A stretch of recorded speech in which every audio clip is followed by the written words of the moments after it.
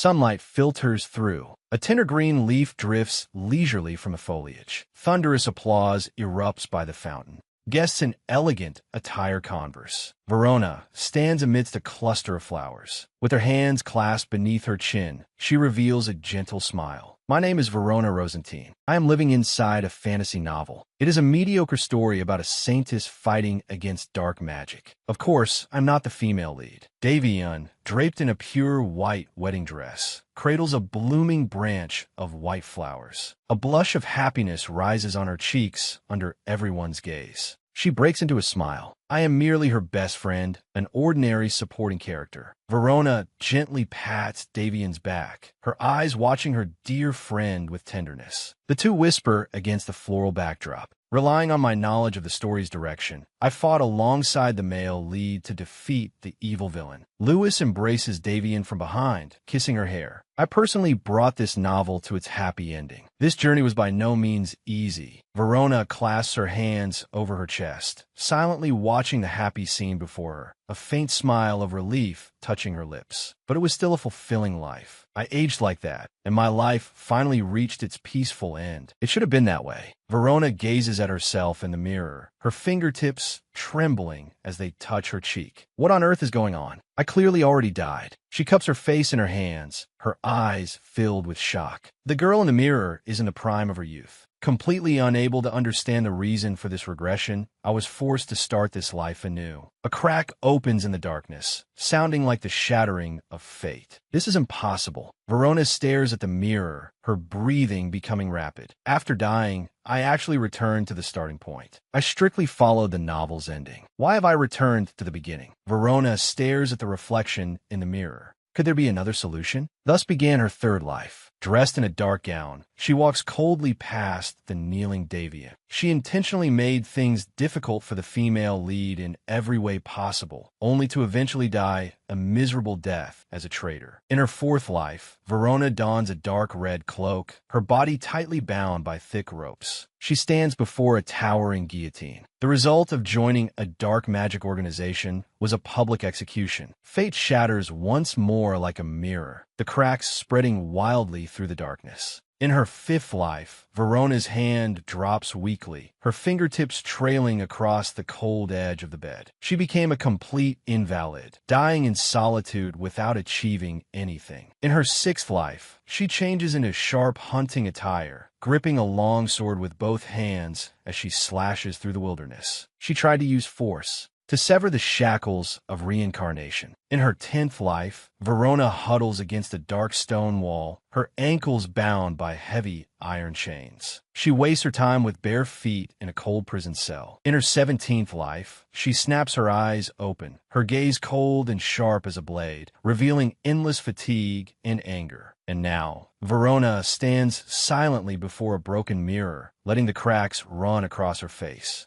This is my 21st life. Verona collapses onto the cold floor. Please, just let me rest now. She reaches out a trembling hand, her fingertips touching a hanging rope as she gazes upward with hollow eyes. A clear knock sounds from outside the door. The heavy double doors are slowly pushed open. An ray of light pierces the gloom of the room. Miss, it is time for dinner. A pair of bare feet hang in midair, swaying weakly. The maid freezes in place, a broken cry of horror escaping her throat. The maid stands at the door, her gaze shifting upward as her pupils contract violently from extreme fear. Her lips tremble, unable to form a complete word. Miss, the mirror shatters completely, countless crystalline shards flying through the void. Each shard reflects Verona's despairing face. No matter what choice is made, no matter what ending is faced, I eventually return to the start. It seems that answer wasn't correct either. Verona gently touches her neck, feeling the real sensation on her skin. No marks were left. She stands quietly before the full-length mirror, gazing at the girl with a normal complexion inside. This is my 22nd life. Nothing can surprise me anymore. Miss, what are you doing in front of the mirror? Verona, sitting on the floor, says, I just want to talk to God. The maid shakes out a white cloth, a gentle smile on her face. Then why don't you go to the temple to pray? The temple. Verona snaps her head around, a hint of realization in her eyes. Come to think of it, isn't this day I regress to exactly the day Dominic slaughters all the priests?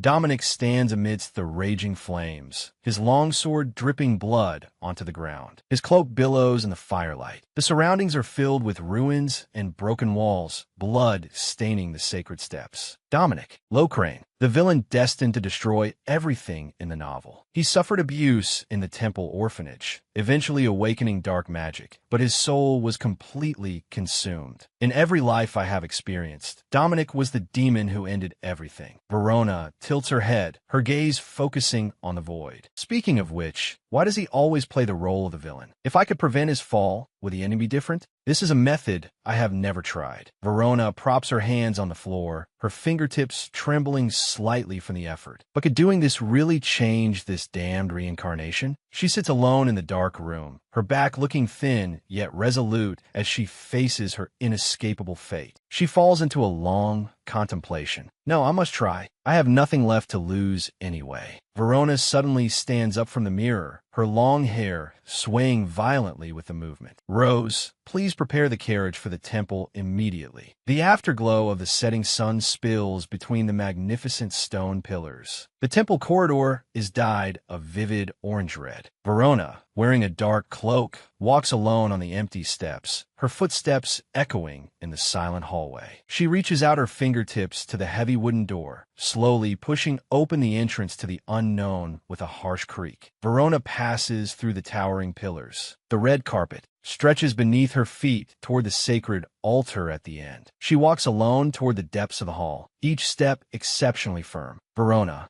stops and gazes at the necklace and dagger placed on the table. It seems the timing is just right. She tilts her head slightly, her peripheral vision catching the heavy footsteps echoing in the empty hall. That familiar black hair, once seen, it can never be forgotten. Dominic, clad in a black robe, approaches step by step, cold, murderous intent in those red eyes. Who are you? Verona removes her hood, letting her red hair spill out in the light and shadow. Although this is our first formal meeting, I am curious. She turns around to face the young man. I am someone who can tell you information you don't yet know. Do you think I believe such talk? Dominic's brow furrows, his gaze full of wariness and suspicion. Verona remains composed, her lips curling into an expected arc. This is exactly the reaction I anticipated. But I know his secret, a secret only I know. If I use that ring, it should at least pique his interest. She begins to walk, stepping on the red carpet as she slowly approaches the boy. Dominic, Verona, stops before him, looking up slightly to meet those red eyes. I know your secret. You not only know my name, but also my secret.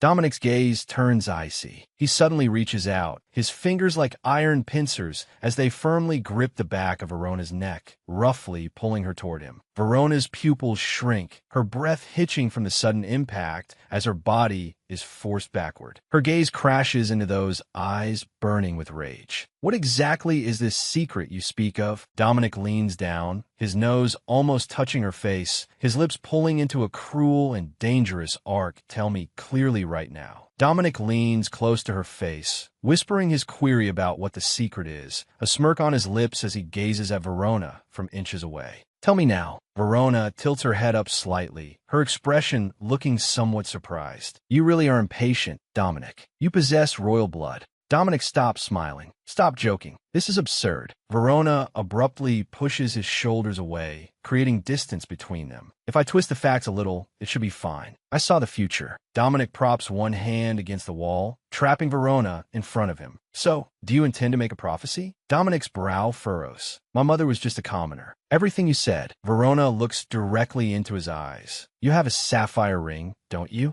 Verona interrupts him. How do you know about that? Dominic stares at her. Do you believe me a little more now? Verona's expression turns serious. That memento belonging to your mother is actually something only a princess is permitted to own. Your mother married Duke Roxelin. She was Princess Olivia. Dominic lowers his eyes, looking at the light and shadow on the floor. The emperor once said he would never abandon his own bloodline. Then why did he abandon me? Dominic clenches his fists. Why did he do this? Why ruin my life? A violent aura surges around him. Black mist spreads like tentacles in all directions. Verona is repelled by this power, her body hitting the stone pillar hard. She raises her hand to shield herself from the blinding light, shouting his name. No, the emperor didn't even know of your existence. The person who framed you deceived the emperor's eyes. The Duchy of Roxelin was reduced to ruins overnight. Dominic barely escaped that catastrophe. Dominic suddenly freezes. That is the curse he wants to escape most. He looks down at the ring around his neck, his fingertips gently stroking the texture of the metal. If it goes on like this, he'll either starve or freeze to death. But his mother warned him never to lose it, so he couldn't even sell it for money. May God bless you. A gentle call comes from afar. Dominic turns his face to watch the crowd distributing food. Clergy members hand bread to the children. This is food provided by the orphanage. God loves everyone equally. Please take this. To survive, Dominic entered the temple orphanage. However, the suffering did not end there. The sound of a whip striking flesh echoes in the room. His hands are locked by heavy iron chains, suspended before a cold stone wall. His body is covered in bruises as he grits his teeth to endure the torture. A clergyman raises a long whip high, looking down at the battered boy. "You stubborn brat." The clergyman gasps for air, looking at the boy lying in a pool of blood. "I wanted to fake it as an accident, but it seems I failed. I must finish him off before that person finds out." He draws a dagger from his waist, the sound of metal scraping particularly harsh in the silence. "Just die already." Dominic opens his eyes weakly, his vision gradually blurring. He has reached his limit. He can't hold on any longer. Light suddenly explodes deep within his pupils. Blood boils in his eyes. A cold power awakens within his body. The dagger in the clergyman's hand shatters instantly into countless fragments, flying through the air. He retreats in terror, letting out a bewildered cry. Dominic has awakened dark magic. He steps through the blood on the ground. From then on, the Empire falls into a sea of blood. Verona raises her hand to her forehead. "This time, I won't let the tragedy repeat. I will guide his anger toward the right person. Dominic, your enemy is not the Emperor, nor those clergymen. The person who truly ruined your life is the current Empress and the forces behind her. In this empire, you and the Crown Prince are the only two who possess royal blood. The Empress is anxious about her frail son. She fears you, her nephew, will ascend the throne." Dominic restrains his magic. "Because of that pathetic reason, my life has been. The reason and the goal are clear to me now. This is convenient. I will kill them all immediately." Verona hurriedly pulls him back. "That won't do. Your life will be in danger. First, you need to see the Emperor and reclaim your ducal title." Dominic looks at her sideways. "I will never forgive them. Even if I die in the pursuit of revenge, that has nothing to do with you." Verona replies, "I'm not telling you to forgive them. I'm telling you to take back everything that belongs to you." Dominic is puzzled. "Take everything back?" Verona nods. "Yes, all the important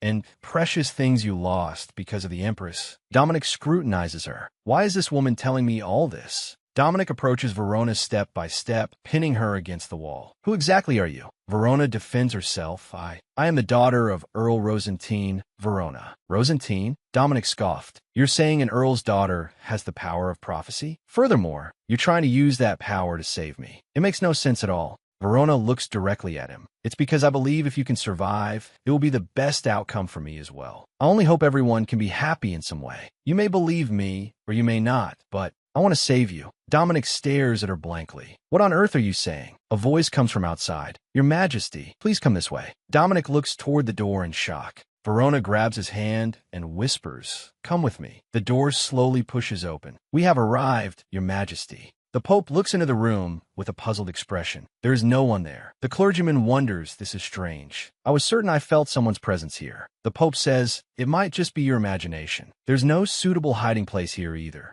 Just as Dominic is about to speak, Verona quickly covers his mouth. Verona reaches out to cover Dominic's mouth, her fingertips resting on his lips. Her heartbeat thumps in the silence. Verona listens intently, confirming the movements nearby. It seems they have gone. In any case, don't forget what I said. Verona turns to leave, her boots clicking on the floor. "Hey, wait." Verona casually tosses an item. "Take this." Dominic lifts the slender chain, the pendant swaying at his fingertips. "This necklace can show to what extent your soul has been corrupted. Try to kill as few people as possible. Use it to check your status whenever you use dark magic." Verona pulls up her cloak's hood, covering her conspicuous red hair. She tilts her head and responds in a low voice, "See you later." Dominic looks solemn, his fingertips tightly clutching the necklace at his chest. The name Verona Rosentine floats in his thoughts. The Earl of Rosentine's mansion stands under the night sky. Verona sits in a high-backed chair on the terrace, a thick ancient book spread in her hands. There's no news from the temple yet. I wonder if he believed my words. She stops flipping the pages, her gaze falling on the void. She falls into deep thought. Suddenly, a slight noise comes from beside her. Verona snaps her head up, a hint of alertness in her eyes.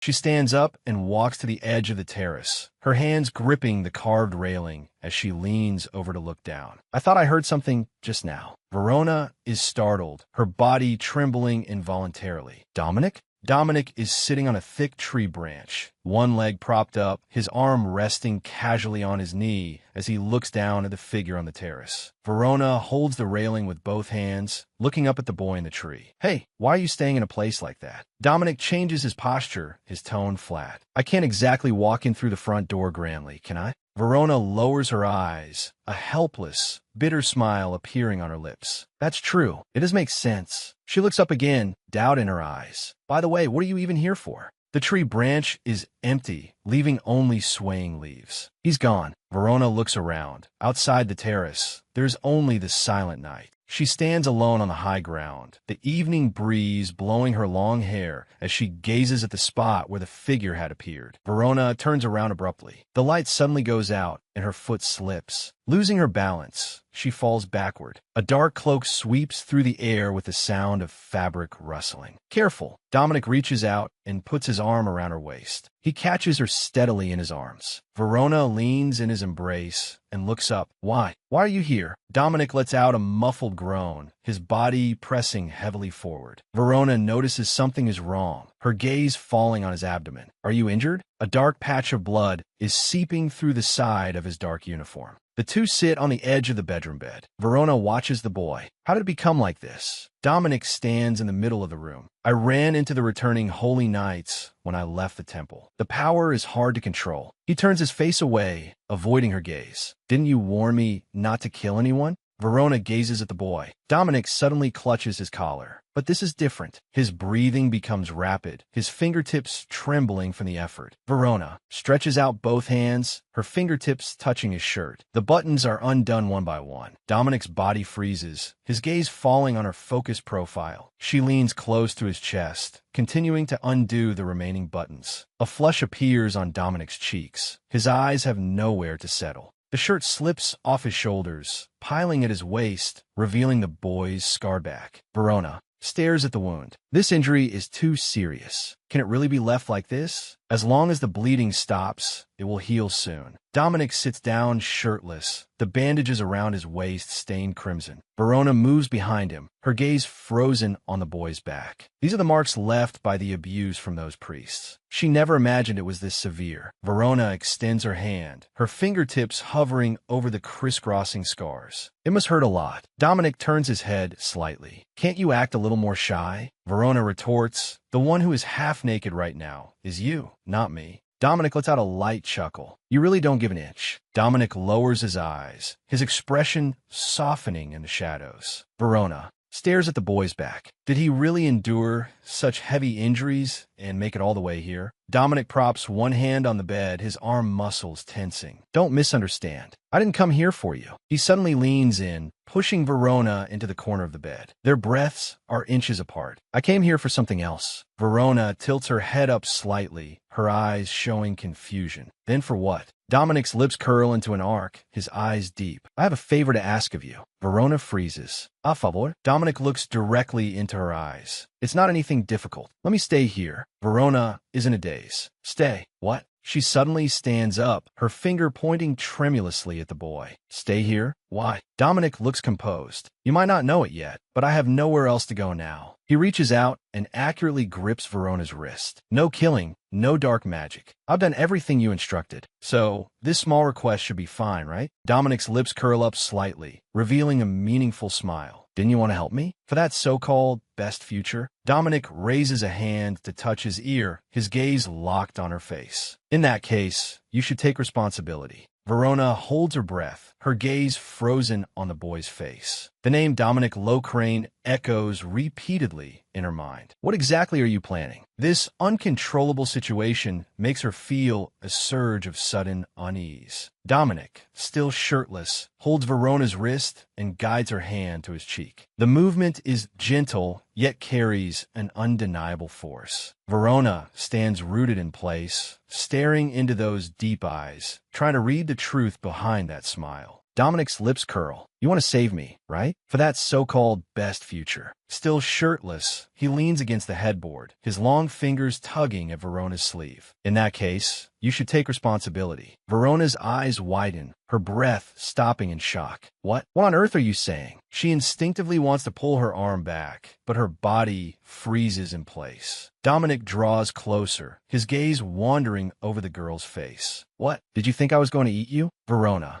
lowers her eyes, avoiding that burning gaze. I didn't mean that. She takes a deep breath, forcing her racing heart to calm down. I must be calm. This might actually be an opportunity. If I can keep him by my side, it will be easier to monitor his every move. Verona looks up, her eyes becoming clear and firm again. Verona touches her chin. In that case, it's fine to stay here for a while, isn't it? She stands up abruptly. Since I said I would help you, I will naturally take responsibility. Do as you please. Dominic sits on the edge of the bed, watching the resolute back as she turns away. Where are you going? Verona walks toward the door without looking back. I'm going to finish reading that book you interrupted. Dominic lets out a light laugh. You're the first person to leave me alone just to read a book. Verona stops. There's a first time for everything. She walks to the bookshelf and picks up a thick volume, her fingertips trailing over the cold cover. Dominic watches her profile. Instead of reading such a boring book, why don't you chat with me? Verona opens the pages, her fingertips pausing slightly on the paper. Dominic approaches from behind, his chest almost pressing against Verona's back. For example, let's talk about you. Verona replies, I am just the daughter of an earl. I don't have the prominent background you're expecting. He casually snatches the book from Verona's hand, holding it up to flip through it. He lets out a soft click of his tongue. How boring. Verona watches him silently, her gaze lingering on the lines of his taut muscles. He is just like a cat, unpredictable and aggressive. The clock hands move mechanically, making a monotonous ticking sound. Dominic flips through the pages listlessly. How much longer are you going to read that book? He turns his head and finds that Verona has already fallen into a deep sleep. She is lying on her side on the sofa, her breathing even and steady. Dominic sighs helplessly. Really, falling asleep just like that. He slowly stands up and walks to the side of the sofa, leaning down to reach out. Passing his hands behind her neck and under her knees, Dominic lifts Verona in a bridal carry, his movements gentle and silent. She leans against his chest, her hair falling over his arm. He walks steadily toward the bed, his boots stepping on the thick carpet without making any noise. Dominic places Verona gently on the bed, his movements careful. Once his health recovers, he must immediately look for a temporary residence and information sources. He also needs to investigate deeply the secrets within the imperial family. He looks down at the sleeping girl, his gaze profound. And then there's the matter of you.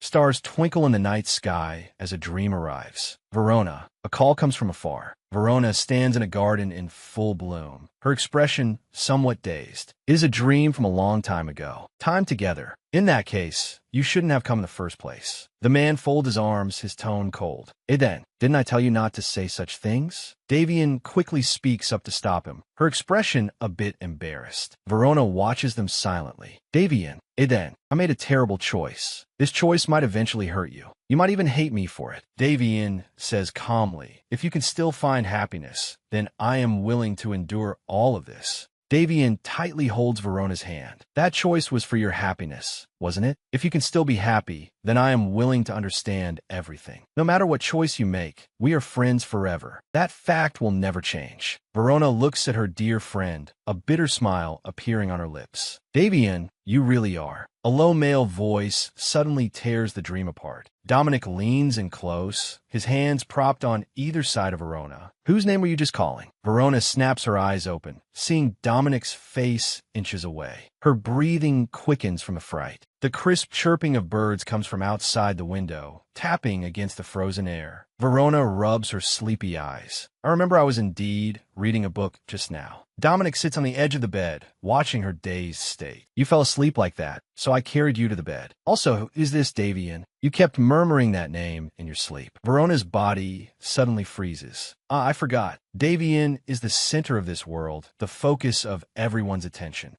The reason Dominic completely became the villain was because he developed a near-insane obsession with the female lead, Davian, during his entanglements with the protagonists. I must not mention Davian in front of him. Not a single word. Verona's eyes dodge his. Just a friend. You don't need to know. Dominic presses closer. If you were crying for them in your sleep, doesn't that mean they are more than just a friend? Verona was a bit flustered and indignant. You are truly persistent. And besides, why are you staring at someone's eyes while they're sleeping without permission? Suddenly, a heavy thud came from the door. Miss, are you awake? Verona and Dominic froze at the same time. Their expressions turned to shock, and their hearts raced. The maid stood outside the door, tilting her head in confusion. Miss, it's already time to get up. Why is there no response? Has something happened to your health? The maid's expression became frantic. If there is still no response, I'm going to open the door and come in. Verona suddenly reached out and tightly gripped Dominic's wrist, her fingertips tightening with force. Verona, Dominic called out in a low voice, suddenly exerting strength. He pulled her toward him. Don't open the door. Dominic tightly gripped her wrist, his voice urgent and low. Their bodies were pressed close, their breaths intertwining. Verona gazed into his crimson eyes, which were inches away.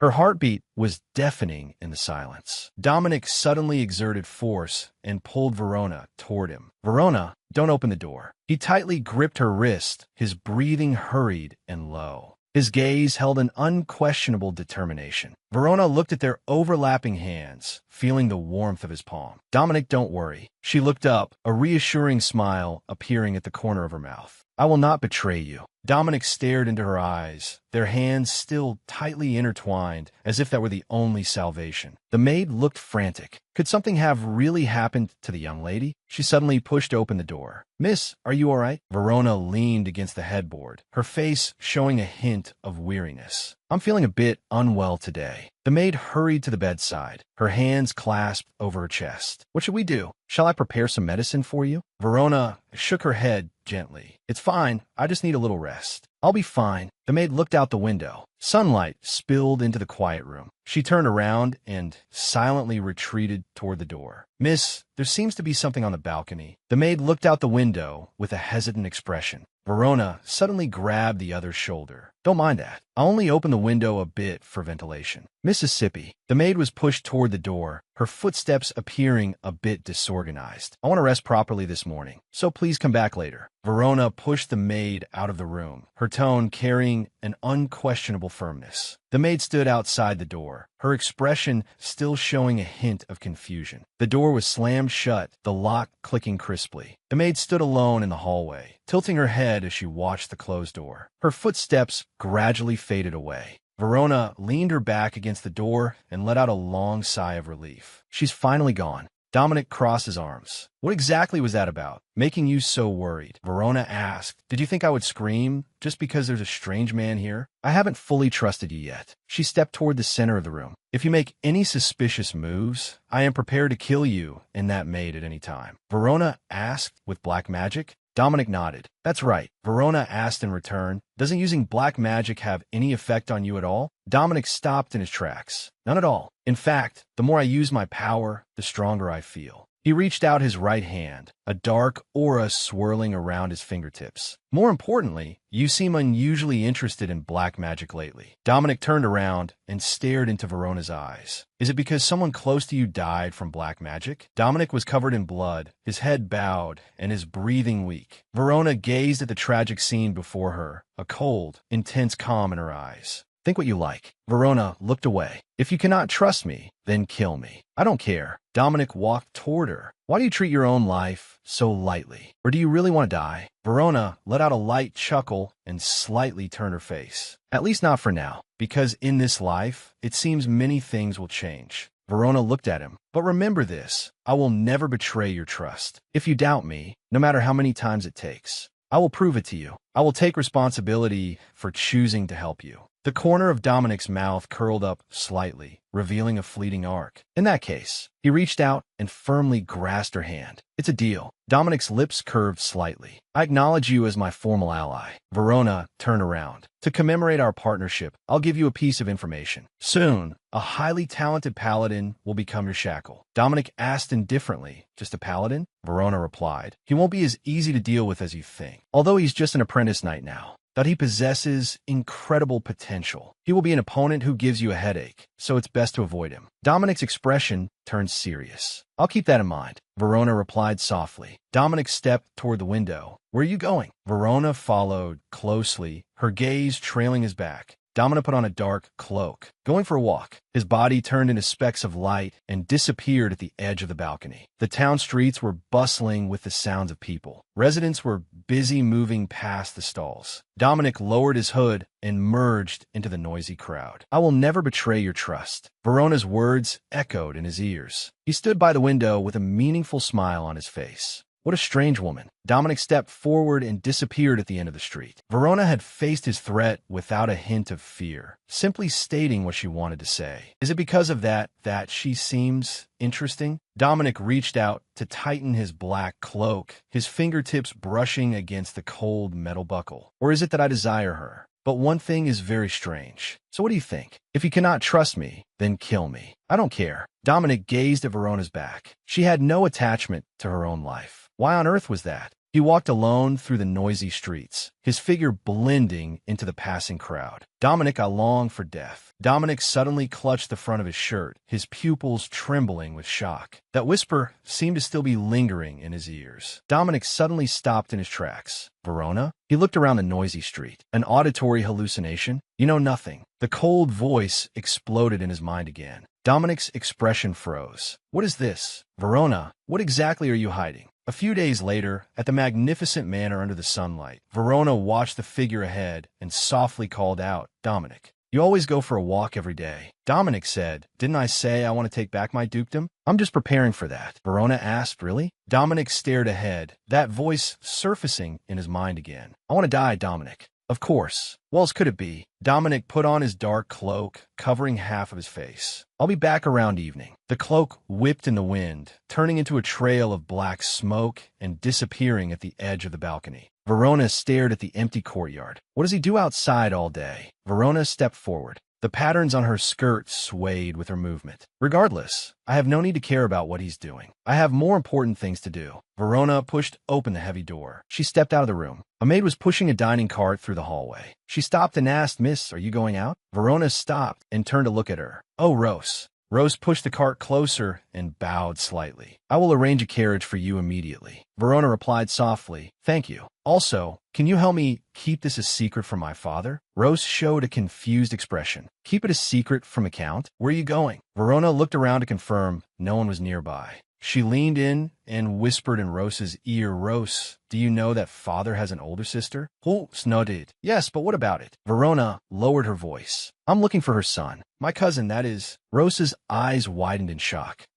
Verona raised her index finger to her lips, signaling the maid to be quiet. Rose whispered, but miss, I heard the Count's sister married a commoner against the family's wishes. And hasn't she already left the Count's manor? Verona spoke, I know that, of course. Her husband died early, and now she is suffering from illness. She's being tormented by pain. She wants, at the very least, to let her son return to the earldom. Rose was puzzled. If that's the case, then why? Verona leaned close. She whispered in the maid's ear, that's because. Rose let out a startled cry. Verona raised her finger to silence her. Verona turned around. I'll be back before dark. Until then, please keep this a secret. Urgent footsteps echoed in the hallway. The maid stood still, watching Verona's departing back. All right. Sunlight spilled over the busy streets. Verona had changed into a simple blue cloak, weaving through the bustling crowd. She lowered her hood to hide her face, quickly crossing the stone-paved square and slipping into a dark alleyway. Verona walked forward. He should be wandering somewhere near the noble district. I can find his whereabouts at the Information Guild. A paladin reached out to stop her. This area is not safe.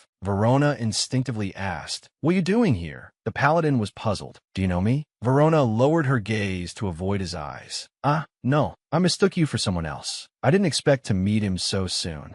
I once spoke with Dominic about this promising paladin, Lewis. He would be the best candidate to oppose Dominic. But now that I've decided to help him, it's hard to face him. Lewis urged, regardless, please go back. It's dangerous here. Verona asked, why can't we just go our separate ways? Lewis refused. No, I will accompany you to the main road. Verona interrupted him. There's no need for that. If you want to accompany a lady, go find someone else. Lewis looked at Verona's red hair in surprise. Verona walked straight past him. Then I won't trouble you. Lewis grabbed her clothes. I will accompany you to your destination. Verona thought to herself, I intentionally spoke to him harshly, but he still won't budge. Of all places, why did it have to happen here? Verona was suddenly taken aback. Was he brought here to buy medicine? Speaking of which, Lewis's only relative, his noble mother, was very ill, but she eventually passed away. Lewis insisted, I have no other motive. I just want to ensure your safety. Verona looked at this persistent man. I have one condition. I'm going to see a child. I want you to protect that child. Lewis agreed. Leave it to me. Verona looked at him. He was someone she was familiar with from her previous lives, as steadfast as ever. When it came to helping others, he never considered the consequences. Verona led the way. It's nearby. Lewis stuttered.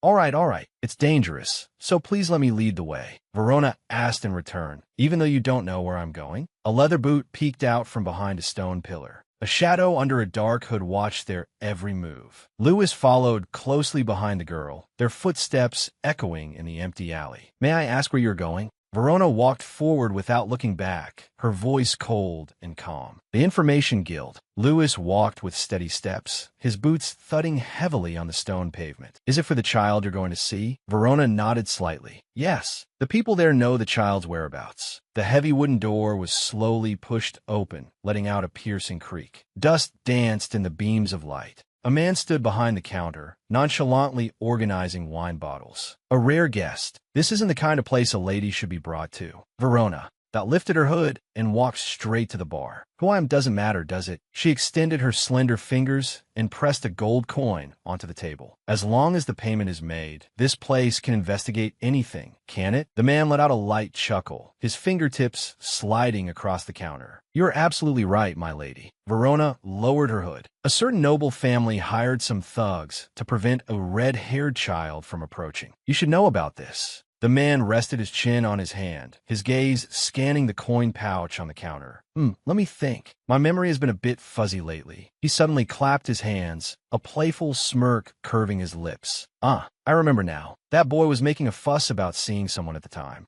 Verona took a step forward, her tone becoming urgent. Tell me where that child is. The man spread his hands with a troubled expression. That might be difficult. After all, the client is quite a prominent figure. Verona closed her eyes and let out a heavy sigh. She took an exquisite hair accessory from her bosom, placed it on the counter, and pushed it over. How about this? The man leaned down to carefully examine the accessory. Is this the real deal? Verona stared at him coldly. You should already know my identity, shouldn't you? The man let out a hearty laugh, leaning his hands on the counter. Very well. I'll give you a simple map. He pulled a piece of parchment from under the counter, his fingertips sliding over the rough paper. He is currently staying at a cheap inn, but I suggest you go there quickly, lest he gets kicked out of there too. Verona reached out and took the neatly folded map. I hope this information is accurate. The man narrowed his eyes slightly, a confident smile on his lips. I never provide false information. He took the opportunity to grasp her hand, his fingertips rubbing against her fair skin in a slightly suggestive manner. Lewis's eyes instantly turned cold as he suddenly drew the long sword from his waist, the tip pressing against the man's throat with a crisp ring. He stood in front of Verona, his sword hand as steady as a rock. Take your hand off her.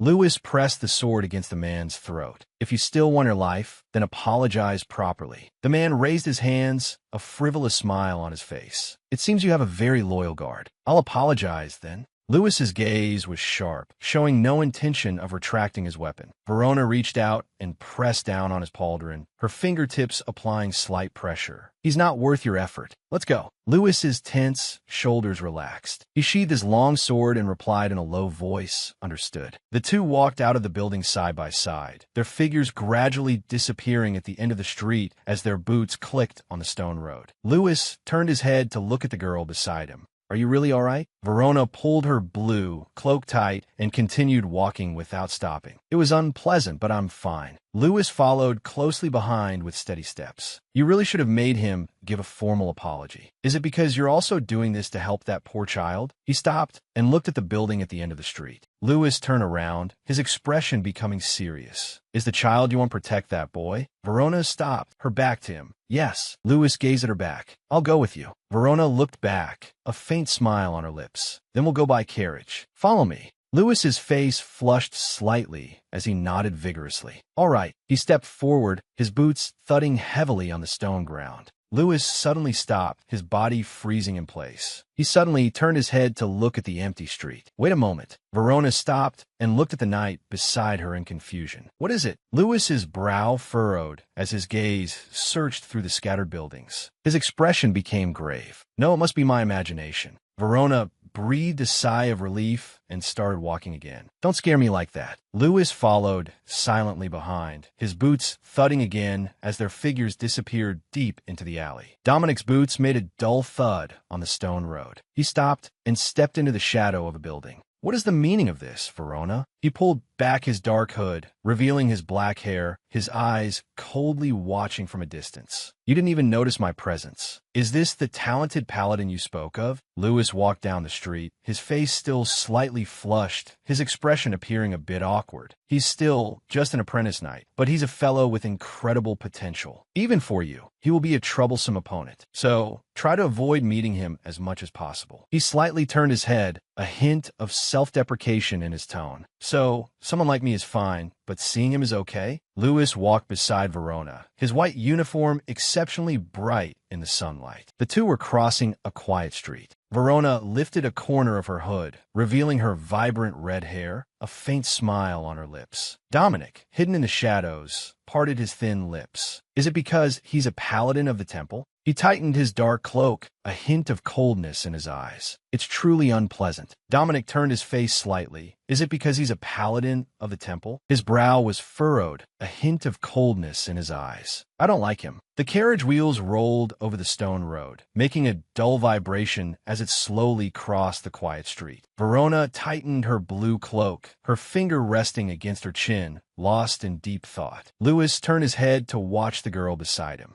Her red hair is like a burning flame. Verona noticed the gaze from her side and turned to look at Louis. What is it? You're staring at me quite intently, Louis. Louis suddenly snapped out of it and hurriedly looked away. It's nothing. Where are we going? Verona had a gentle smile on her lips. To the checkpoint. Once we're there, to make things easier, please use the name of God to handle it, all right? She looked at the upright young man beside her. If it's Louis, I actually don't need to give him much instruction. Louis's body stiffened slightly as he turned to look at the girl beside him. How do you know my name? Verona's expression froze instantly, a flash of panic in her eyes as she avoided his gaze. That. She quickly calmed down, her gaze falling on the leather belt at his waist. Isn't it written on your belt? Louis looked down at the white belt tied around his waist. His name was indeed embroidered on it.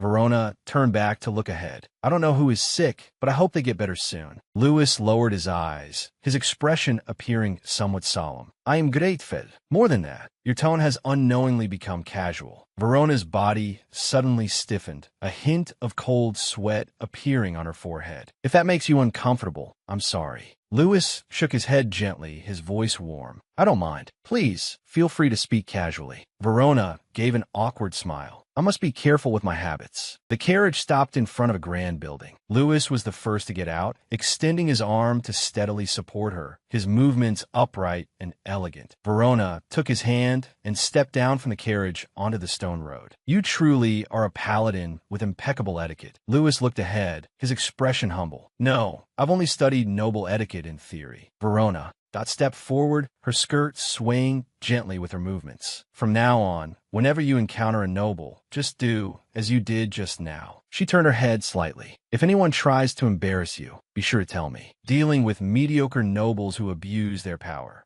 That is one of my great hobbies. Verona pulled up the hood of her blue cloak to cover her vibrant red hair, a confident smile curving her lips. Well then, let's go. The street appeared somewhat empty under the setting sun. Two rats scurried through the gap next to a wooden barrel. making a faint scuttling sound. Lewis stopped and looked down at the map in his hand. According to the map, it should be right here. But a dull thudding sound came from deep within the alley. Verona suddenly turned her head, a hint of alertness in her eyes. Several burly men were gathered in a dead end, raining punches and kicks on a thin figure huddled in the corner. Heavy hitting sounds echoed in the narrow space. Lewis's brow furrowed as he watched the violence in the alley. Those guys. Verona's body trembled slightly, her pupils contracting with surprise. That child. Julian was curled up in the corner, his arms tightly protecting his head, tears welling in his eyes. That was the child who had called out to you for help. A burly man looked down from above, a sinister grin on his face. Didn't I tell you not to run around? Are you playing with me? He suddenly raised his foot and kicked the boy on the ground hard. Hey, are you listening? The man raised his fist again, swinging it down with the sound of wind. However, the fist stopped abruptly in midair. Lewis firmly caught the man's wrist, his knuckles tightening with force, letting out a dull thud. Lewis tightly gripped the man's wrist. That's enough. The man struggled to pull his arm back. Who the hell are you? Lewis's gaze was ice cold. What crime did that child commit? The man let out a sneer, a mocking look on his face. The crime of offending a noble. If you don't want to get hurt, you'd better back off. Lewis's gaze darkened, and he suddenly exerted force with his hand. The sound of bones cracking echoed in the alley. The man let out a piercing scream, his body contorting with pain as he knelt on the stone ground. Verona stood at the entrance of the alley, watching the scene. He was even more cold-blooded than she had imagined. It seemed he could even take on the entire Imperial Knight Order alone. If Lewis were to meet Dominic. Verona pulled her blue hood tight, a hint of worry in her eyes. I'm afraid it would only stop once one of them is dead. I absolutely cannot let these two meet. Although she had already warned Dominic, it was still worrying. Verona closed her eyes, her brow furrowed slightly with anxiety. Speaking of which, what exactly is Dominic doing right now? The burly man clutched his broken wrist, his face contorted with rage. You bastard. Do you think you can leave here unscathed? Lewis remained calm, reaching up to adjust the silver armor on his shoulder. That doesn't matter. Since you've done wrong, you must take responsibility. He took a step forward, his gaze projecting an unquestionable intimidation. Don't let me see this happen again. The man's body trembled violently, his feet involuntarily backing away as cold sweat slid down his temples. The man stumbled backward as he fled, his footsteps sounding frantic and hurried in the alley. You'll pay for this. Verona stood still, watching the man's pathetic retreating back. Then she turned to look at Lewis. You truly live up to your reputation. It seems you could become a formal knight at any time. Lewis looked ahead, a hint of helplessness in his tone. I remember I told you to stay back. Verona stepped forward, her skirt lightly brushing against the stone ground. Because now it's my turn. Julian was still curled up in the corner, his arms tightly protecting his head, his body shaking uncontrollably. I did nothing wrong. Verona walked up to the boy and slowly knelt down, softly calling Julian's name. Julian slowly looked up, tears welling in his eyes, which were filled with unease. And grievance. Julian shrank back a bit, his gaze full of wariness. How do you know my name? Verona looked at the boy, her voice calm and certain. I am your cousin, Verona Rosentine. Julian's pupils contracted sharply, his breathing becoming hurried. Are you here to warn me not to care about the Rosentine name? Verona lowered her eyes slightly, a gentle smile curving her lips. No. She looked up, her gaze meeting the boy's eyes. I intend to make you the heir of the Earl's family. Julian froze in place, a hint of a flush appearing on his cheeks. His eyes were full of disbelief. Verona lowered her eyes slightly, looking at the boy before her. I intend to make you the heir of the Earl's family. Julian froze in place, a hint of a flush appearing on his cheeks. What are you saying? Verona knelt down to eye level with the boy curled in the corner. What I mean is, I'm going to make you the Count of Rosentine. Julian suddenly looked up, his eyes full of disbelief. I just wanted to ask what exactly. What does that mean? Verona asked, I am older than you. Is this how you treat your cousin? Julian bit his lower lip, his body trembling slightly. What exactly do you mean? What exactly are you going to do? Verona's expression was composed, her voice calm and certain. It's simple. I just need to register you in the family registry and appoint you as the heir. That's all. Julian looked down at the ground, his fingers tightly gripping the stone bricks. But why me? The Count clearly wants to drive me out. Verona looked at those hands, where the knuckles were clearly defined from the force. There's no doubt. You have the blood of the Rosentine family flowing through you. She slowly stood up, her blue cloak swaying with her. "Let's go, Julian." She reached out to the boy. "I will protect you, so come back to the territory with me." Julian looked up, staring at the hand suspended in the air. After a moment's hesitation, he slowly raised his arm and tightly grasped her fingertips. "Is there something you want from me?" Verona tilted her head slightly, a hint of playfulness in her expression. "What? I just hope you'll take care of me in my old age." Julian froze in place, his eyes filled with confusion. "Huh?" Verona raised her hand, her fingertips lightly brushing the boy's cheek. "I hate the idea of a political marriage like other nobles." Julian felt the touch on his cheek. "So, you're making me the heir because you don't want to get married?" The corners of Verona's mouth curled up into a confident smile. "That's exactly what I mean. I only hope you'll repay me in the future. It's not a bad deal, is it? So, will you come with me?" Julian watched her in silence, his gaze gradually turning firm. He tilted his head, still puzzled. "But why do you hate political alliances so much?" Verona was about to speak when she suddenly stumbled, losing her balance and falling backward. Louis lunged forward, his hand steadily supporting her back while the other gripped her arm. "Are you all right?" Verona leaned against his firm chest, looking up at the face so close to hers. For a moment, she fell silent. Louis's brow furrowed slightly, his eyes showing worry. Verona slowly steadied herself and looked away from his face. "It's because none of my previous marriage prospects had a face that suited my taste." Louis stood frozen, an imperceptible flush creeping onto his cheeks. "So that's how it is." He lowered his eyes somewhat helplessly. That joke had gone a bit too far. Deep in the alley, a man in a dark cloak hidden in the shadows watched the three of them depart. His hood covered most of his face, leaving only a pair of cold eyes visible. Verona led Julian down the street, with Louis following closely behind, their footsteps echoing in the silent night. "Julian," Verona stopped and looked down at the boy. "How is your mother? I heard her health wasn't good." Julian lowered his eyes, staring at the stone pavement. "She has passed away. That's why I came to the capital." Verona let out a soft sigh. "Just as I suspected." Julian looked up, a trace of worry in his eyes. "More importantly, how do you plan to convince the Count?" Verona continued walking, her blue cloak swaying gently in the wind. "Don't worry, I've already thought of several ways." She paused for a moment, gazing into the distance. "Actually, I'm not entirely sure I can convince my father. In a life of endless burdens, I've learned that as long as you keep trying, things will eventually work out. If one way doesn't work, try another, even if that fails." Verona looked down at her toes, her steps heavy in the silence. "I must stop thinking that death is the end of everything." She pulled the edges of her blue cloak tight, her body trembling slightly as a man's figure appeared in her mind. He tilted her chin up, his gaze cold and deep. "Do you really want to die?"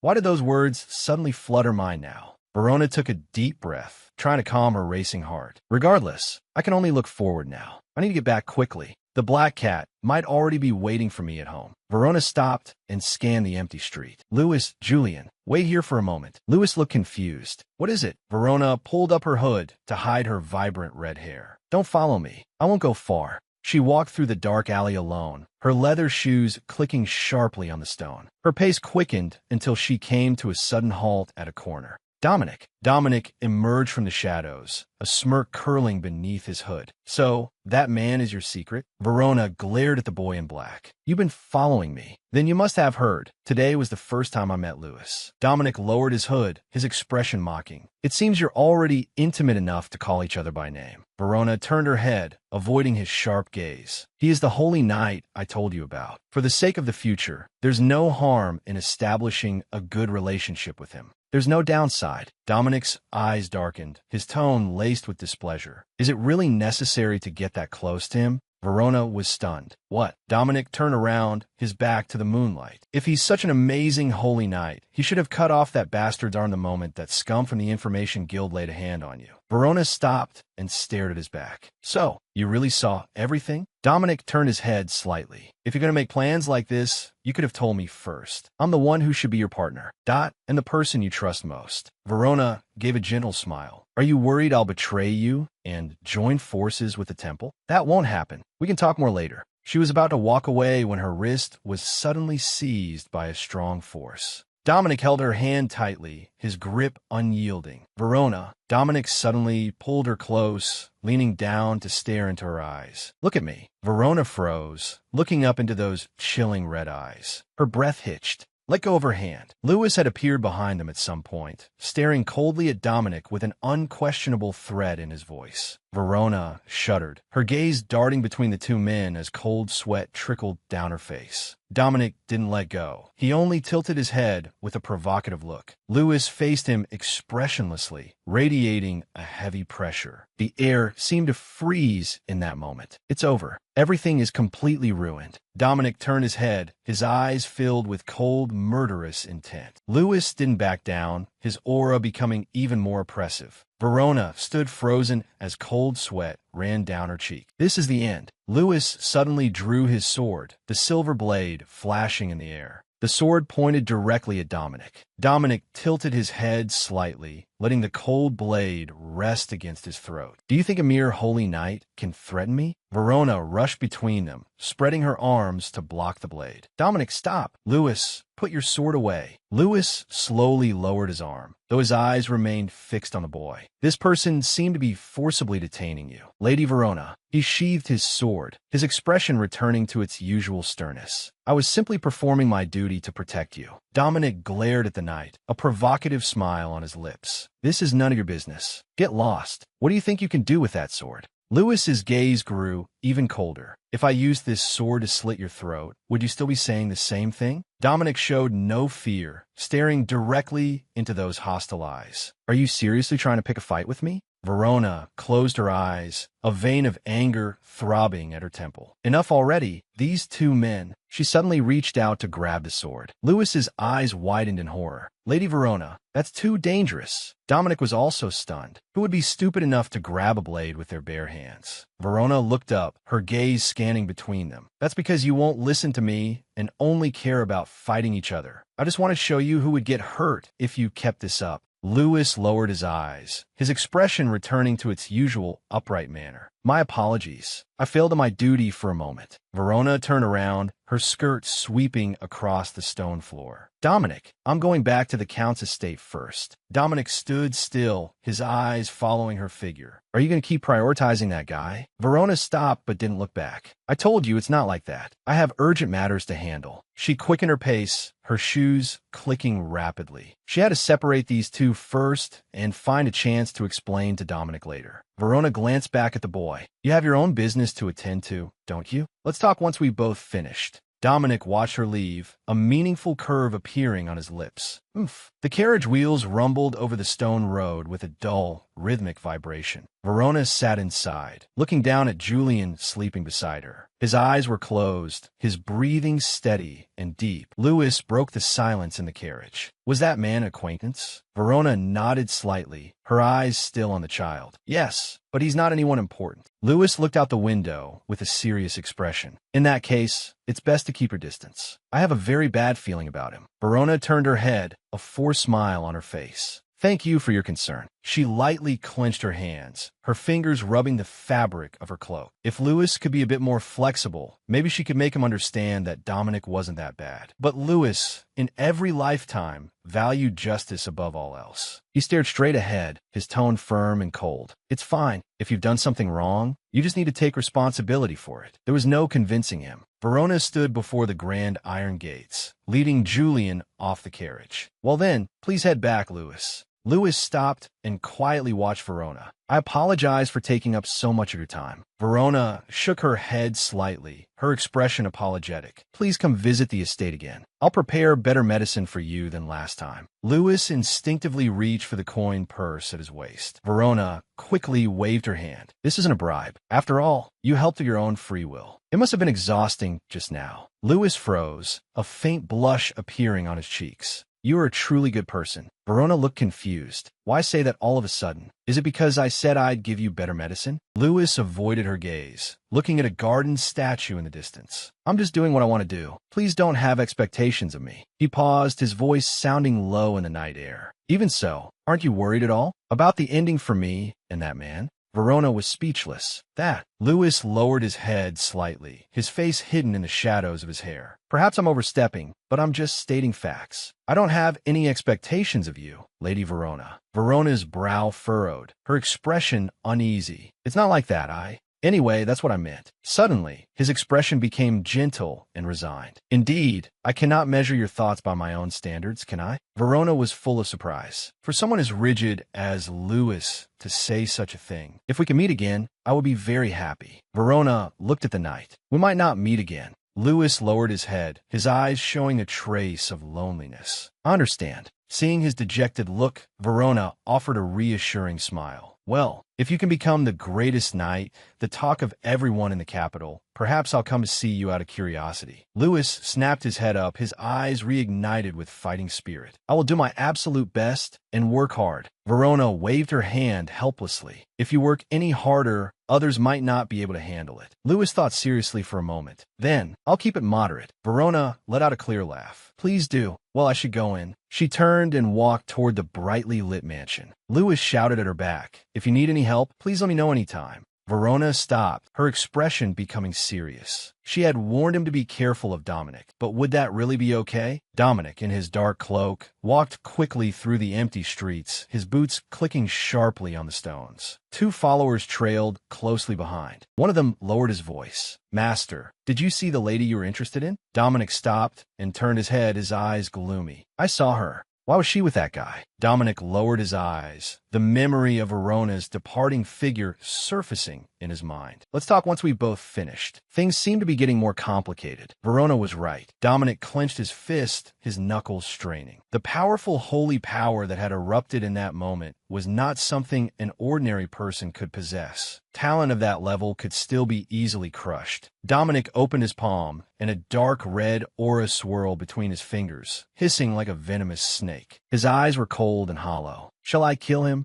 As you wish. The follower's voice came from behind. Dominic stopped, his boots stomping heavily on the pavement. He just needs to die once more. That's all. Those voices appeared again. Dominic's brow furrowed, his expression pained. Is there anything else I should know about him? He lowered his arm, and the residual red light on his fingertips gradually dissipated, vanishing into the cold air like a wisp of smoke. Dominic stopped, his back to his followers. Any new movements in social circles lately? None. Then proceed as planned. Dominic pulled down his hood, covering most of his face. Are you going to the palace now? Yes. Dominic's mouth curled into a smirk, his eyes filled with a determined madness. He turned slightly, showing a confident and dangerous smile. That's right, to take back everything that belongs to me. The next day, sunlight bathed the grand estate. Rose followed closely behind Verona, asking flusteredly, My lady, are you sure this is okay? Bringing him into the territory without informing the Count. I don't think it's wise. Verona stopped and looked back at Rose. I told you, everything will be fine. Verona opened the door. Julian looked down at his clothes and spoke hesitantly. Sister, I don't think these clothes suit me. Verona led Rose into the room and looked at the boy. Not at all. These clothes suit you perfectly. Verona walked through the spacious hallway, her skirt brushing the wooden floor. I'll talk to Father when he returns. Don't worry, I'll handle everything. Julian was uneasy, but last night the maids were whispering, asking who he is. Julian felt the stares and trembled slightly, looking aside with anxiety. His hair color. Is he from a branch of the family? Now that I think about it, the Count did have a sister. Don't tell me she's. Julian recalled Verona's words. What if they try to kick me out again? Verona placed her hands on Julian's shoulders. Listen to me. This is where you belong. No matter what, the fact that your mother was once driven out, that doesn't change that. Didn't you come here wanting to be a member of the Rosentine family? Julian fell into a brief silence before saying, I only came here to see my family. I don't want the position of heir because I already have nothing left. Verona looked at him firmly. Maybe I can't be the kind of family you want. Changing my father's mind might be hard, but I will do everything I can. I have already decided. Since I brought you here,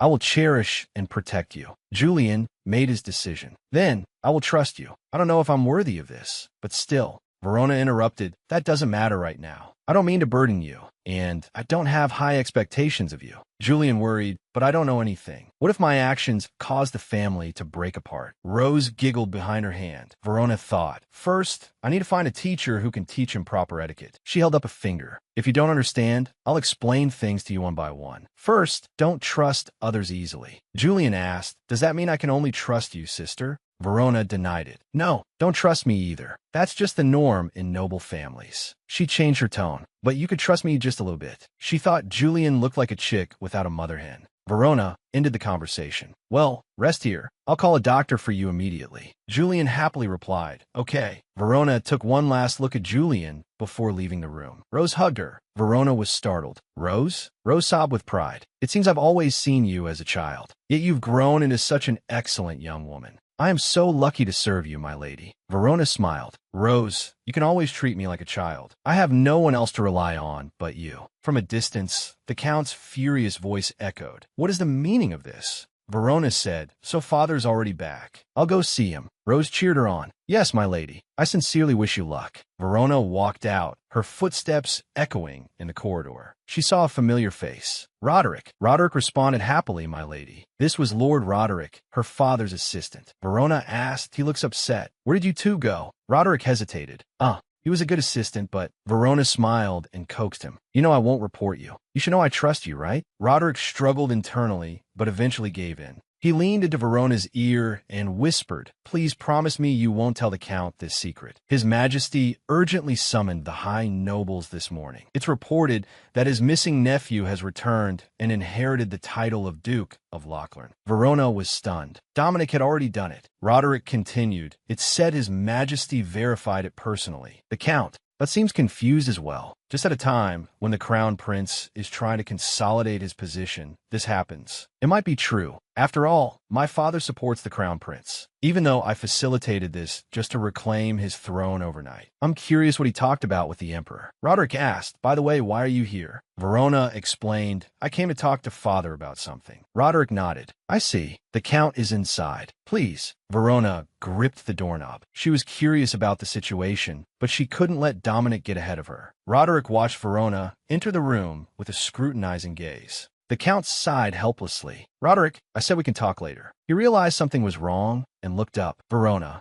do you need something? Verona smiled. Father, I have something to discuss with you. I have selected the heir to our family. The Count stood up excitedly. So you finally decided to get married? Verona continued. No, that's not it. Do you know of a child named Julian? The Count's face changed upon hearing this. Julian? That's impossible. You're not serious, are you? Verona placed her hand over her heart. I'm talking about Julian Rosentine. The Count's back stiffened, his voice cracking from extreme shock. Julian? Is it that child? Verona stood calmly and firmly at the door. Yes, Julian Rosentine. I intend to make that child the heir to the earldom. The Count leaned over his desk, supporting himself with his hands. How do you know about Julian? Verona walked toward the desk. I met him by chance yesterday. Since he looks so much like me, I had a hunch he was the one. It turns out my intuition was right. But at the time, he was being attacked by a group of men. The Count's pupils shrank, his voice filled with undisguised panic. Attacked? Why? Verona tilted her head slightly, a cold smile on her lips. Who knows? Surely father didn't personally give that order, did he? I only ordered him to be driven out of the noble residential area. The Count clenched his fists, his knuckles trembling. Even so, he is the son of someone who betrayed the family. I will never acknowledge him as a member of this house.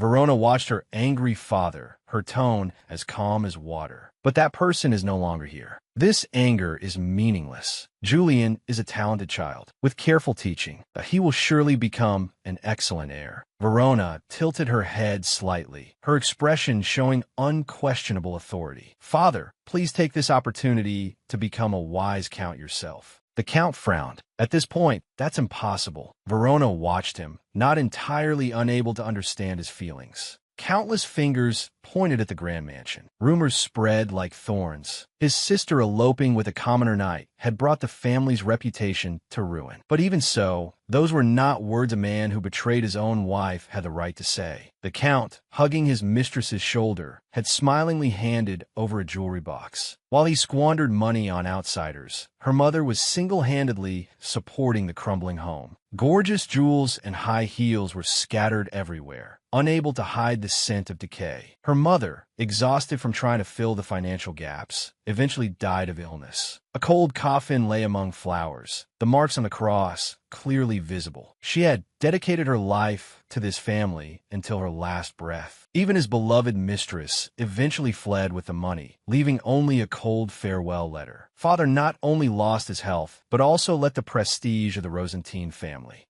fall to rock bottom. Verona stood in the center of the study, watching the decadent man behind the desk. I am equally worried about this family. We must not let Rosentine fall into the hands of those people. The heir should at least be someone who knows how to respect you. The Count avoided his daughter's gaze, rubbing his temples tiredly. Prepare a room for the child first. As for formal registration, we'll decide later. Verona narrowed her eyes slightly, her tone carrying a sense of judgment. Then how do you plan to handle Julian's training incident? Was that really not your order? The Count slumped back into his chair with a heavy thud. It seems letting Roderick hire just anyone was a mistake. As long as the child isn't seriously injured, it's fine. You should also learn when to stay silent. Verona gazed at her father, her eyes turning completely cold. So he intended to brush it off like this. Even when the real suspect was right beside him, father's judgment that really couldn't be relied upon. Verona walked through the empty corridor, her skirt fluttering in the light and shadow. Though his phrasing was vague, it meant he had at least acknowledged Julian. As a member of the family. She lowered her eyes, her thoughts racing. The immediate priority was resolved. Next, she should go see Dominic. Steady footsteps approached from behind, accompanied by a gentle call. Young lady. Verona stopped and turned to see Roderick. He approached with a smile. Did the conversation go well? Verona nodded slightly. More or less. Did something happen? Roderick stopped a step away, his smile flawless. It's just that your voices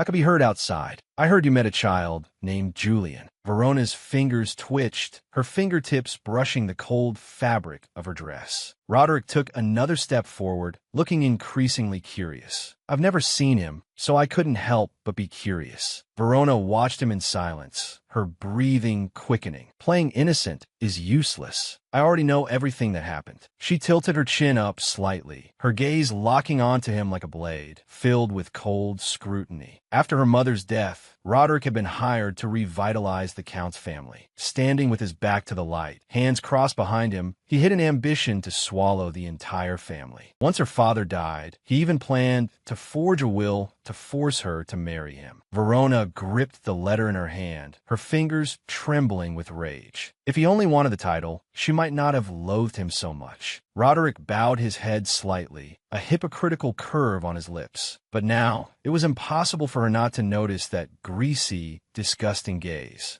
Verona turned abruptly, avoiding his nauseating gaze. Father will speak to you about this personally soon. Roderick reached out, his fingertips lightly touching her sleeve. I'd rather hear it directly from your own lips. My young lady. Roderick leaned down, close to Verona's ear. Our relationship is close enough, isn't it? Steady footsteps echoed in the corridor. A subordinate stopped, watching the scene ahead with a cold gaze. Lord Adjutant. Roderick straightened up abruptly. A flicker of displeasure crossed his face. An attendant stood there expressionlessly. The Count is looking for you. Roderick's brow furrowed, his expression appearing somewhat confused. The Count? There shouldn't be anything else scheduled for today. The attendant suddenly reached out and firmly gripped Roderick's wrist. His strength was startling. The Count said the matter is urgent. Roderick tried to pull away, only to find the other man's fingers were like iron shackles. He could only barely maintain his composure. I understand. I'll go now. He turned and walked quickly toward the end of the corridor. The attendant stood quietly beside Verona, watching his retreating back. The figure completely disappeared around the corner. Verona stared at the strange man before her, her eyes filled with deep wariness. Thank you, but I don't know you. May I ask who you are? Dominic let out a soft sigh. He reached up to undo the button at his collar. His messy black hair was swept back, revealing those deep reddish-brown eyes. And now, do you recognize me? Verona's eyes widened suddenly, and her breath hitched. Dominic, she subconsciously reached out, her fingertips touching his warm palm. Dominic took the opportunity to clasp her hand and pulled her forcefully into the room. The heavy wooden door slammed shut behind them with a dull thud. Verona looked around, still shaken. What did you get in here? Dominic lowered his head slightly, his gaze falling on their joined hands. Is there a problem? Verona urgently grabbed his sleeve and whispered a reminder. You are no longer just Dominic. You are the Duke of Rosentine. Have you remembered that? Dominic interrupted her. Please stop. Verona looked at him in confusion.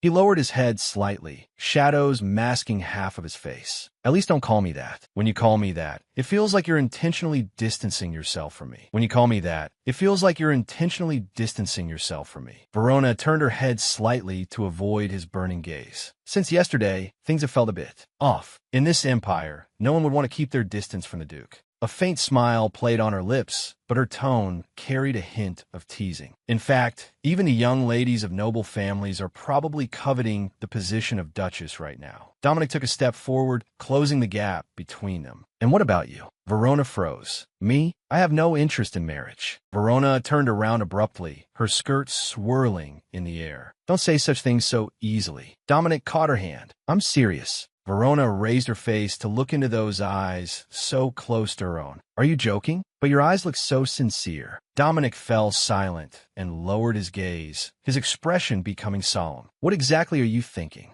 Lately, there really is someone I'm concerned about. Verona turned away, avoiding his questioning. Dominic's brow knitted slightly, his voice carrying a trace of undetectable tension. Who is it? It's Julian. I'm very curious about Julian. Dominic stood frozen, his face full of confusion. Why bring that fellow up all of a sudden? Verona leaned closer to his face, a playful smile on her lips. What? Could it be that you hate me being close to others? I brought you here to solve the engagement issue. I don't plan on betraying you, so don't worry. Dominic looked at her. That's not what I'm worried about. Verona tilted her head slightly. Then what are you worried about? Dominic's expression seemed hesitant. It's just, I don't like that there are things about you that I don't know. Verona's figure flashed through his mind. Those unreachable secrets were like a layer of thin mist between them. Verona stood still, a flicker of wavering in her eyes. If you come any closer, I'll be the one troubled. After all, you aren't the villain of this novel. You don't know how many lives you have left. If I establish a deep bond with you in this life, I won't be able to kill you without hesitation in the future. How many more people do you plan to involve in your life? Dominic reached out, his fingers twining around a lock of her red hair. My life is simple. I never plan to involve anyone. He gently stroked the strand of hair, his movements delicate and slow. Are you really so sure about that? A knock sounded at the door. Sister, are you in there? Verona jerked back, her expression becoming flustered. Julian is outside. Dominic frowned slightly, his tone laced with displeasure. Can't you just send him away? Verona shook her head, her hands pressing against his chest to push him away. Right now, I'm the only person that child can rely on. I absolutely cannot do that. Dominic let out a soft click of his tongue, looking annoyed. He's not a 5-year-old child. Verona steadied her breathing and spoke softly toward the closed door. Come Julian? The door was slowly pushed open a crack. Julian peeked halfway in, his eyes filled with unease. Am I disturbing you? Verona walked quickly to the window and pulled back the heavy curtains. Not at all. I just wanted to air out the room. Julian asked nervously, so how did the talk with the Count go? Verona leaned down. Everything went very smoothly. I heard he will prepare a room for you and even hire a tutor. Julian looked up sharply, his eyes sparkling with disbelief. Is it true? He then lowered his eyes again, a trace of worry appearing on his face. Verona bent down to meet the boy's eyes. Is there something worrying you? Julian clenched his fingers, nervously rubbing the edge of his clothes. Can I really live well in the Count's house? Until now, I've only ever been a commoner. If I make a huge mistake at a ball or somewhere like that, Verona dismissed it with a wave of her hand. It's fine. Even among adults, there are many nobles like that. She tucked away her smile, her expression becoming serious. Could it be that you don't want to be the heir? Julian shook his head hurriedly, his cheeks flushing with excitement. No, it's not like that. For my mother's sake, I want to rightfully take back all the rights that belong to me. It's just, I don't want to steal sister's position. Verona let out a light laugh, appearing calm and composed. If I wanted that title, I would have made my move long ago. So don't worry. She reached out and gently stroked the boy's hair. Feeling the warmth of her palm, Julian's cheeks reddened slightly. I will definitely work hard to become an excellent count. Then I will protect sister and never let anyone drive you away. Verona froze, her lip twitching awkwardly. Well, that's certainly. Dominic was still hiding behind the door, staring gloomily at the little brat. Verona sensed his gaze, and a cold sweat broke out on her forehead. How long do you plan to stand there? Julian looked up in confusion. Sister, is something wrong? Verona quickly composed herself and forced a smile. No, it's nothing. Julian gave a well-behaved smile and bowed slightly. Sorry for the sudden intrusion. I'll take my leave now. He turned and ran off quickly, his footsteps echoing in the corridor. Verona watched the small figure disappear. The door closed with a bang. Dominic stepped out from the shadows and stood beside Verona. You should be stricter with him. He's useless as he is now. The title practically fell in his lap. What exactly is he worrying about? Verona turned her head and gazed forward calmly. The human heart isn't that simple, Duke. I will take good care of Julian, so please don't worry about him. Dominic let out a cold snort. He's the heir you chose. Naturally, I have the right to be concerned. So I want to ask, what exactly are you to him? If this continues, that brat will eventually become a burden to you. For some reason, you seem to be worried about me. I never expected Dominic to have this side to him. Verona turned her head slightly to look at the man beside her. Don't be so childish. It's because you always appear so suddenly that I have to interrupt my conversations. If you could make a formal request, it's not like I couldn't make time for you. Dominic fell into a brief silence. If I make a formal request, will you really listen? Verona stood stunned, a hint of shock in her eyes. The next morning, sunlight spilled over the magnificent estate buildings. You're truly crazy. Verona covered her lips, whispering in disbelief. Ross stopped what she was doing, looking somewhat awkward. Miss, did I do something wrong? No, it's not your fault. Verona held the letter tightly, a cold sweat on her brow. The problem lies with this. To the cold-hearted you, what does this mean? Verona stared at the handwriting on the card, her brow furrowed. Ross's cheeks flushed. Who on earth is pursuing you so passionately? Verona slapped the letter onto the table, her tone cold. I don't know, and I'm not interested. Ross leaned in closer, her eyes full of curiosity. What exactly is written in it? It's all nonsense. Ross gave a meaningful smile. I see. It seems you know who sent it, but you're just not quite satisfied. The person who sent the gift reached into the flower basket and pulled out a rose, their fingertips gently stroking the petals with practiced tenderness. Verona glanced sideways at him. You seem quite happy. Ross hummed a light tune while trimming the flowers. If you really hated that person, you would have told me to throw these things out long ago. She placed the rose back in its spot, looking pleased. Since you didn't order them to be thrown away, it means your impression of him isn't actually that bad. Verona lowered her eyes, her fingertips brushing against a rose petal with a hint of hesitation. Dominic, you can go back now. Dominic stared at the person before him. I came all this way to see you, only to be driven away so coldly. You really are a cruel woman. Verona's tone remained calm. Haven't you had enough? If you only want to talk nonsense, you should spend your time on more meaningful things. Dominic let out a light laugh and took a step forward, his leather shoes clicking sharply on the stone path. Since you keep trying to build walls, I'll just have to tear them down myself. He suddenly closed the distance, one hand cradling the back of Verona's head as he leaned down to place a kiss on her forehead. The action was domineering yet gentle. Verona's eyes widened in shock, her body freezing in place. WH, what are you doing? Dominic didn't retreat. Instead, he pressed closer, a determined fervor in his eyes. I told you, I will tear down your walls. Dominic turned around, a playful curve on his lips. I will come for a formal visit soon. Verona raised a hand to her forehead, her fingertips trembling slightly. In that moment just now, I actually couldn't push him away. I know he's just talking nonsense, but those trivial conversations were strangely pleasant. She squeezed her eyes shut, her heart pounding violently. Wake up, Verona. He is a through-and-through villain. Even in the next life, there's no guarantee this relationship can be maintained. I must not let my guard down. A week later, Julian stood by the table, looking up at her. So should I tell him not to send them anymore? Verona narrowed her eyes slightly, a deep smile on her lips. How did you know about that? Julian froze, his eyes darting around. That. A deliberate cough came from behind. Ross approached with a tea tray. The relationship between you two seems to have become much closer this week. Verona turned her head to look at Ross, who was pouring tea, and gave a helpless smile. Julian, don't worry about me. You should focus on eating well and growing up quickly. Julian puffed out his chest. I'm not a child anymore. Verona watched him tenderly and softly agreed. That's right. You'll grow up soon. You've only just started your education, yet your every move is already like a young noble's. Julian's eyes lit up, his expression becoming joyful. Really? Oh, right. The adjutant said he would arrange a swordsmanship instructor for me. The smile on Verona's face instantly froze. Roderick, what exactly is he planning? She composed herself, her tone becoming serious. Julian, do you remember the first thing I told you? Julian answered hesitantly. Don't trust anyone except sister. Verona nodded slightly. Exactly, especially that adjutant. He is the one who hurt you before. Julian's body trembled, his face turning pale. Is that so? I didn't know before. Verona reached out and gently patted his shoulder. Now that you know from now on, you must be extra careful. She looked away toward the empty courtyard, her expression showing a hint of worry. But isn't he arriving a bit too late? Davian sat in the carriage, somewhat dissatisfied. Verona hasn't contacted me for several days. When I see her today, I must get a clear answer. She glanced to the side. It was the crest of the Duke of Lachlan's house. Davian looked away and continued walking quickly toward the drawing room. She had heard the Duke's mansion was preparing a grand ball to celebrate the succession of the new Duke.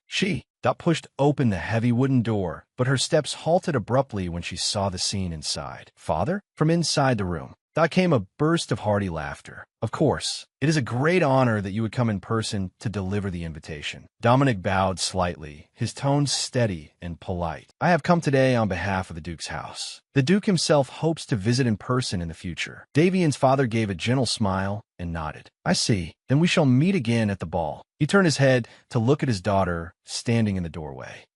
Davian, come and give your greetings. This is a knight from the Duke of Lachlan's house. Dominic turned, his gaze sweeping over the young girl at the door. Davian gripped the doorframe, her fingertips tightening. He's a knight from the Lachlan family? She stared at the black-haired man, a strange ripple of emotion rising in her heart. This kind of oppressive presence was certainly not something an ordinary knight could possess. Davian ran quickly to the garden, a bright smile on her face. Verona, she rushed over and grabbed the other's hands tightly. Why haven't you contacted me? I couldn't wait any longer, so that I came to see you directly. Looking at Davian's pure, smiling face, Verona felt a sense of peace. This is Davian. Just seeing her smile makes me feel calm. It's no wonder Dominic in the original story was willing to become a villain just to have her. Verona gave an apologetic smile. Sorry, there have been some urgent matters to handle lately. Davian shook her head gently. It's okay, but next time, even if it's just a word, please let me know in advance. Dominic turned his head,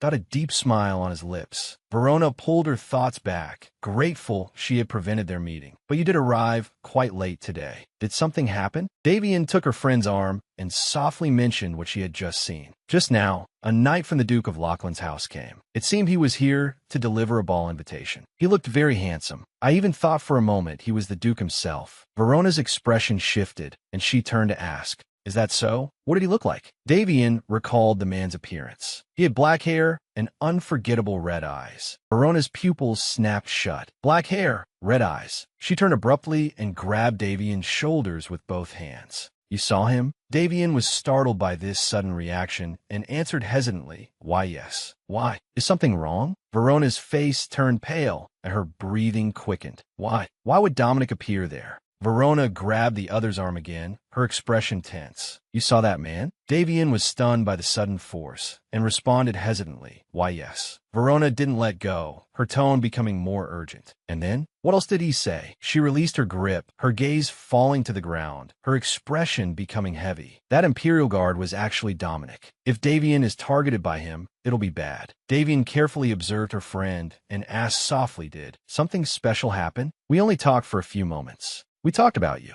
Verona looked confused. About me? Davian turned her face toward the distant garden. That person said he was going to the Rosentine Count's house in the afternoon. So when I mentioned we were friends, they asked me about you. Verona followed up uneasily. Is that really all? They didn't ask anything about you? Davian nodded. Of course. We didn't even make eye contact. Verona nodded slowly, trying to calm her racing heart. Right? That makes sense. Dominic only starts to take an interest in Davian because of her appearance as the saint. Although they weren't without interaction before that, becoming the saint was the real trigger. After all, her presence then was not something that could be easily ignored. Verona watched her friends back and asked in a low voice, "When is the Duke's ball?" Davian stopped. "In 2 weeks." Verona repeated the time. 2 weeks. In the original story, that ball was where the two of them first met. If Dominic still has no interest in her by then, will everything really change? Davian stopped and looked toward a nearby bush. "Verona, who is that child hiding over there?" Verona followed her gaze. "That's my cousin, Julian."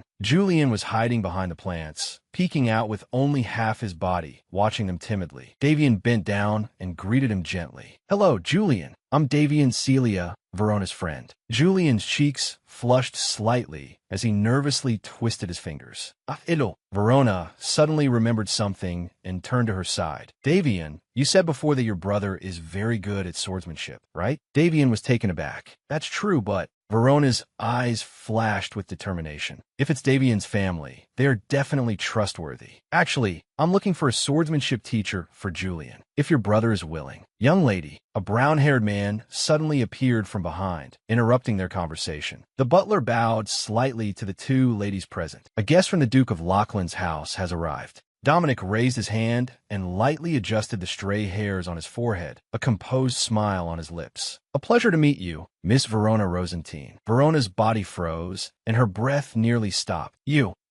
She forced herself to remain calm as she stared at the black-haired man. "I heard you come from the Duke of Lachlan's house." Davian looked between the two of them, her tone curious. "Lord Dominic, do you and Verona know each other from before?" Dominic bowed slightly, his tone steady and polite. "Not at all. This is our first meeting." Dominic watched the two young girls. "I heard you were heading this way, so I'll keep this brief." He took an exquisite letter from his coat and presented it to Verona. "The Duke of Lachlan. I will soon be hosting a ball. It would be a great honor if you could attend." Verona reached out to take the invitation, her fingertips touching the cold sealing wax. "I will be very happy to accept this invitation." She held the letter tightly to her chest, maintaining a polite, social smile. "Is there anything else?" Dominic didn't leave immediately. Instead, he tilted his head slightly. "I happened to overhear that you seem to be looking for a swordsmanship teacher." Davian blinked, looking surprised. "That's true. Why do you ask?" Dominic placed his hand over his heart and bowed slightly, a meaningful smile appearing on his face. "In that case, how about me?" Verona's eyes widened. "Lord Dominic, why would you do this?" Dominic lowered his eyelids, his tone carrying a hint of humility. "Didn't the young lady help me when I was lost recently? I simply wish to repay that kindness."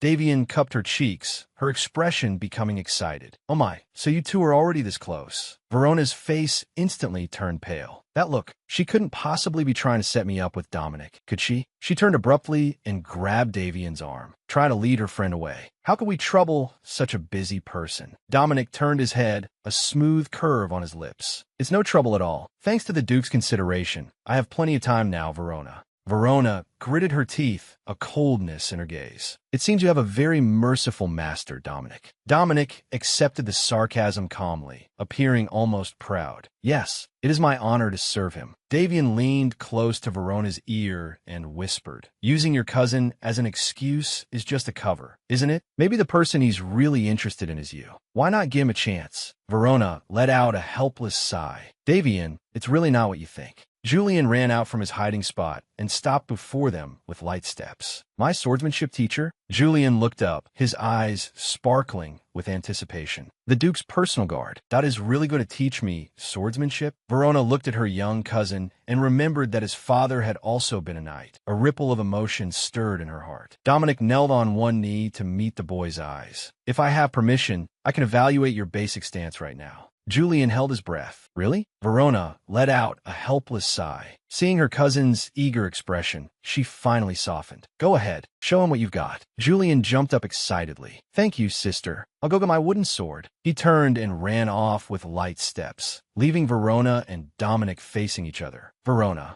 took a step forward in her high heels, her skirt swaying slightly with the movement. I will discuss this with my father. Dominic stood up, his hand sliding off his knee. Then, may I visit at a set time every day? Verona leaned close to his face and whispered in his ear, as you wish. Anyway, these days will only last until the day your identity is exposed. She straightened up, a flawless social smile on her face. I look forward to our future cooperation, Lord Dominic. Sunlight fell on the long table filled with desserts. Red flowers bloomed quietly in a vase. Everything seemed peaceful, and serene. Night fell quietly, and moonlight pierced through the clouds, enveloping the magnificent palace buildings. In the empty hall, light and shadow interlaced between the stone pillars. In the silence, but there was a hint of solemnity. Louis stood alone in the empty temple, his back to the door. He clasped his hands beneath his chin, lowering his head in deep thought. He slowly opened his eyes, a trace of loneliness in his gaze. Verona's figure appeared in his mind. I hope one day we can meet again. His eyes were full of struggle and unease. I shouldn't get involved with that person again, but Louis suddenly frowned, his gaze falling to the floor. This feeling is truly terrible. He lowered his head to stare at an abrupt dark stain on the floorboards.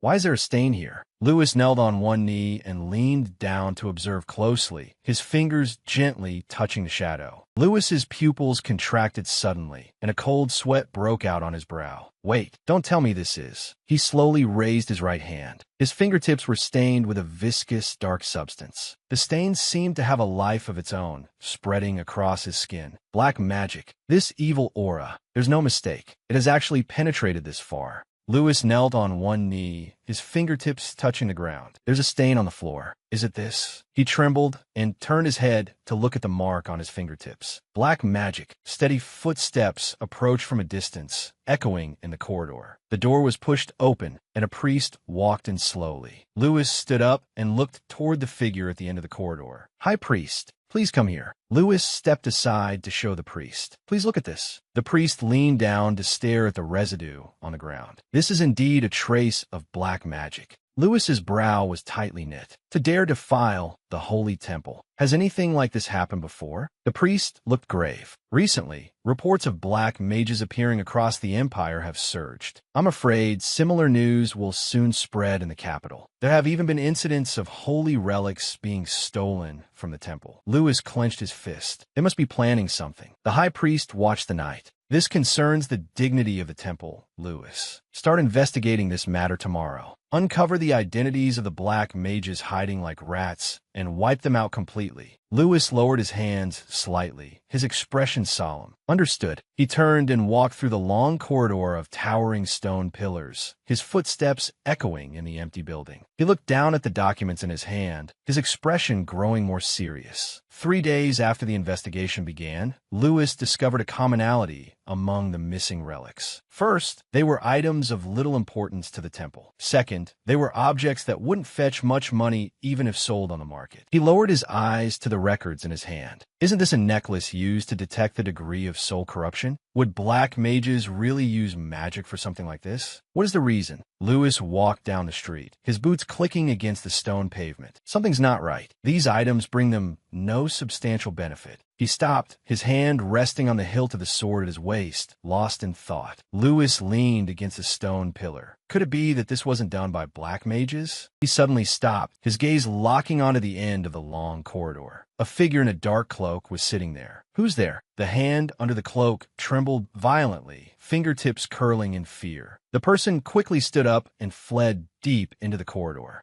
Louis immediately gave chase. Hey, stop. He took large strides, his boots thumping heavily on the stone steps as he stared at the retreating back. Stop right there. Louis passed through the archway, sweat beading on his forehead. His eyes were locked on the target. He couldn't let them escape. Louis looked around. They're gone? How could they disappear so quickly? He stopped. His gaze fell beneath the empty archway. A body. There's actually a corpse here. The crisp sound of wooden swords clashing echoed. Julian gripped the hilt tightly, breathing heavily with fine beads of sweat on his forehead. Dominic steadily parried the attack, a gentle smile on his face. Impressive. To think your swordsmanship has improved this much in just 3 days. Julian looked up, his eyes sparkling. Really? The two stood side by side in the courtyard as sunlight spilled onto the lawn. Dominic put away his wooden sword and looked at the young boy beside him. Verona stood in the courtyard, watching the retreating figure in the distance. Was he planning this time? The butler approached and bowed slightly. "Miss, you have a visitor." Verona turned her head, her expression somewhat surprised. "A visitor? Who could it be? I didn't have an appointment with anyone." She turned back toward the entrance of the mansion. Louis stood by the carriage, his profile looking somewhat cold. Verona walked forward quickly. "Louis, why did you come by so suddenly without any word?" Louis looked at her. "It's been a while. Have you been well lately?" Verona gave an awkward smile.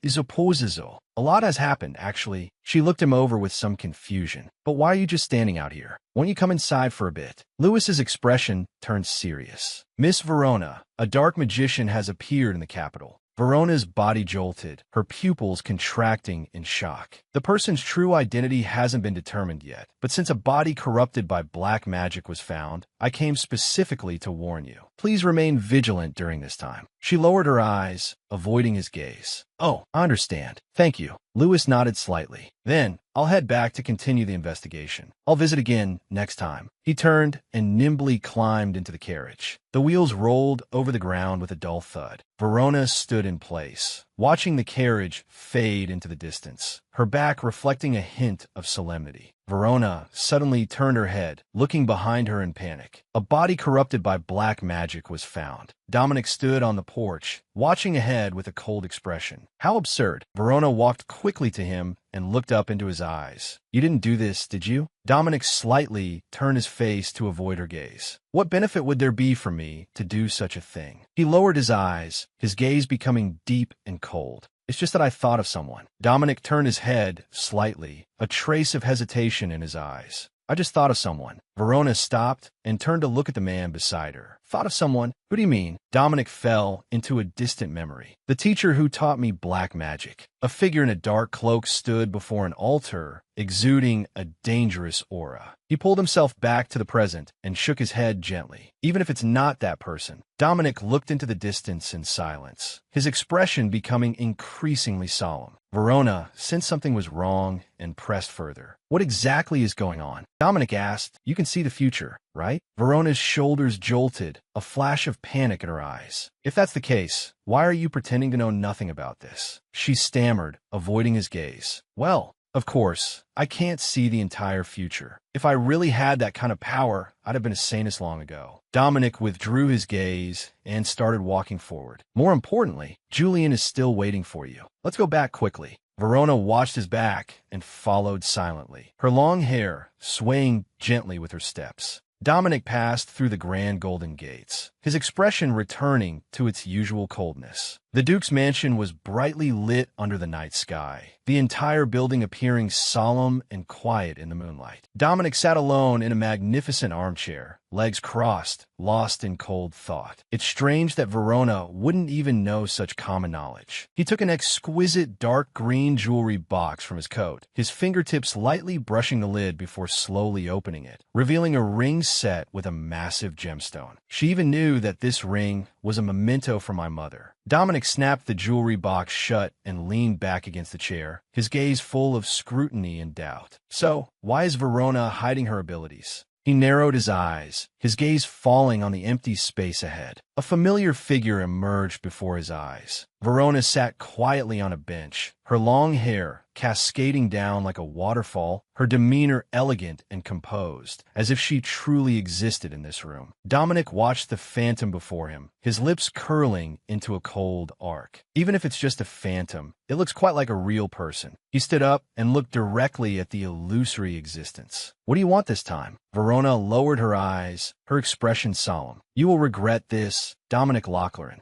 Dominic sat behind his large desk, turning his head to look at the phantom in the void. More riddles. Speak in a way I can understand. He stood up and walked to the center of the room. I don't understand why you're seeking your own death. Dominic stopped and leaned forward slightly, his gaze locking onto the woman before him. Like I said before, I don't understand. A cold, fierce light flickered in his eyes. Is there any reason not to do this? The phantom of Dominic was surrounded by specks of light, as if enveloped by some magic. Look at it from another perspective, Count Rosenden. What's wrong with using the power you've been given to get what you want? Isn't that right? Dominic stared blankly at the phantoms on both sides. What's happening? The phantom of Dominic walked straight through the real Dominic. Am I in a dream? Dominic's Adam's apple bobbed, his expression becoming increasingly solemn. I know clearly that this is just a hallucination, but this feeling, why does it feel so familiar? These eerie hallucinations lasted for several days. Dominic stood at a street corner, watching Dominic and Verona walk away together, unable to take his eyes off the two.